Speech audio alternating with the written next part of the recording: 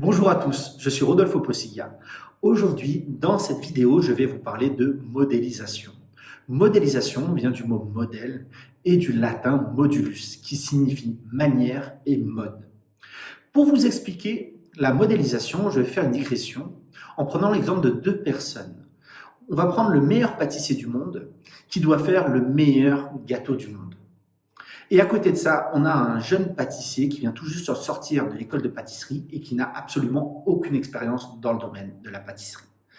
Le meilleur pâtissier du monde va faire appel à toutes ses années d'expérience et tout son talent pour faire un gâteau qui deviendra par la suite le meilleur gâteau du monde.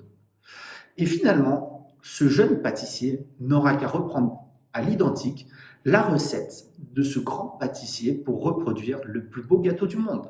Et donc, sans avoir eu toute l'expérience, il pourra obtenir le même résultat. Donc, pourquoi cet exemple? Parce que dans le développement personnel, on utilise la modélisation.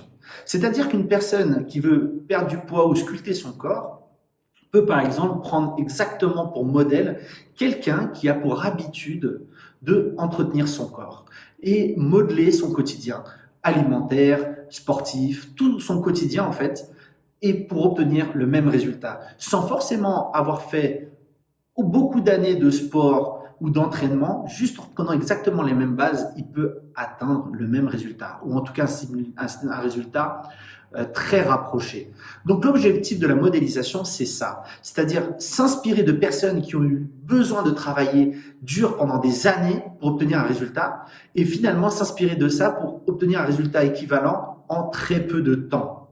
On peut, grâce à la modélisation, obtenir des résultats dans n'importe quel domaine, que ce soit professionnel, que ce soit sentimental, que ce soit physique, même pour les addictions, une personne qui veut arrêter de fumer ou une personne qui veut arrêter de boire.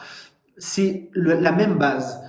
Une personne qui veut arrêter de fumer peut prendre exemple d'une personne qui ne fume pas au travail, par exemple, ou dans sa famille. Si, par exemple, une femme qui fume et le mari ne fume pas, elle peut prendre son mari comme inspiration pour voir comment le mari va remplacer la cigarette, ou en tout cas les temps où cette personne fume, cette femme fume, pour modifier son quotidien et ses mauvaises habitudes.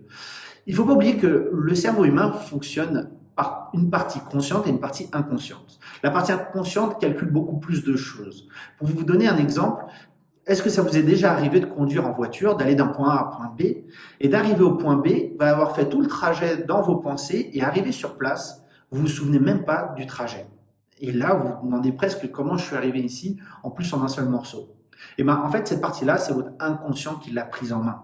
C'est-à-dire, c'est votre inconscient, par répétition, a pris cette habitude d'appuyer sur l'embrayage, rétrograder, freiner, accélérer, observer les voitures qui sont autour de vous et qui va finalement vous ramener à bon port.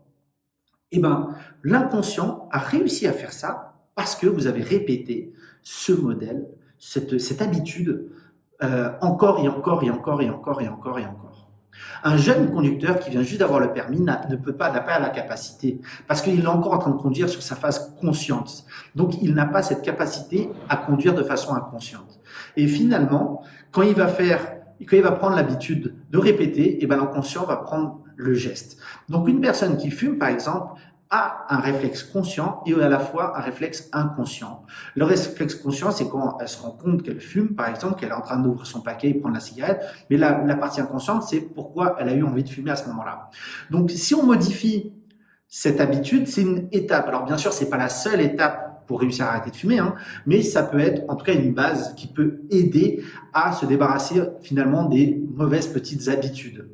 Et c'est pareil pour l'alcool, c'est pareil pour la perte de poids, c'est pareil même pour des objectifs professionnels. Vous voulez atteindre un objectif, quelqu'un dans votre société, là où vous travaillez, a réussi à obtenir un tel poste, regardez comment il a obtenu ce poste et modeler le même type de comportement. C'est-à-dire s'il a travaillé plus que vous, s'il est arrivé plus tôt le matin, il est parti plus tard le soir, adaptez-vous. Parce qu'on ne peut rien recevoir si on ne donne rien. On ne peut pas demander plus d'argent si on n'est pas capable de donner plus. Il faut donner pour recevoir. C'est une loi. C'est comme ça que ça fonctionne et pas autrement. Donc, c'est une première base, la modélisation dans le développement personnel. C'est une base qui peut finalement aider ou en tout cas créer un déclic pour démarrer et évoluer dans les objectifs fixés avant. Mais N'hésitez pas à vous inspirer de personnes qui finalement ont réussi dans des domaines qui vous passionnent et qui vous intéressent. Voilà pour cette petite vidéo, j'espère qu'elle vous a plu et qu'elle va pouvoir vous apporter beaucoup. N'hésitez pas à la partager comme d'habitude et à la liker. Je vous dis à très bientôt pour une nouvelle vidéo. À bientôt, bye bye les amis.